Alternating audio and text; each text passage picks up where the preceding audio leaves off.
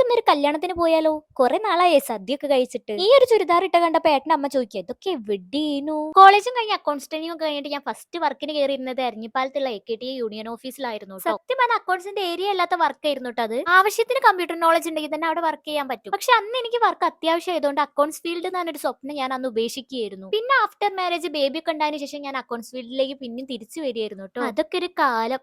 അന്ന് എന്റെ കൂടെ വർക്ക് ചെയ്തിരുന്ന ഒരു ചേച്ചിയുടെ മോളെ കല്യാണത്തിനാട്ടോ നമ്മളിപ്പോ വന്നത്. അന്നത്തെ നമ്മുടെ ടീംസ് എല്ലാവരും ഉണ്ടായിരുന്നു ട്ടോ. എല്ലാവരും കുറെ കാലത്തിന് ശേഷമാണ് കാണുന്നത്. ഇത് എന്റെ പാപ്പനും പാപ്പന്റെ മോനും ആട്ടോ. ഞാൻ പറഞ്ഞല്ലോ അമ്മയുടെ അനിയത്തി അവിടെ വർക്ക് ചെയ്തിരുന്നത്. ഇപ്പോഴും അവിടെ തന്നെ വർക്ക് ചെയ്യുന്നത്. സോ അവരും കല്യാണത്തിന് വന്നിരുന്നു. ഇത് ചെക്കനെയും പെണ്ണിനെയും സ്റ്റേജിലേക്ക് കൊണ്ടുവരാനുള്ള സാധനം ആട്ടോ. എന്താന്ന് പേരൊന്നും എനിക്ക് അറിയില്ല. എന്തായാലും അടിപൊളിയായിട്ടുണ്ടല്ലേ. കഥകളി മോഹിനിയാട്ടം ഒക്കെ ഉണ്ടായിരുന്നു കേട്ടോ. കല്യാണമൊക്കെ കഴിഞ്ഞ് കുറച്ച് ഫോട്ടോസ് ഒക്കെ എടുത്തിട്ട് നമ്മൾ ഫുഡ് കഴിക്കാൻ പോയിട്ടോ. കുറച്ചു നേരം വെയിറ്റ് ചെയ്യേണ്ടി വന്നെങ്കിലും എന്റെ ഡ്രീം പോലെ സദ്യ തന്നെയായിരുന്നു.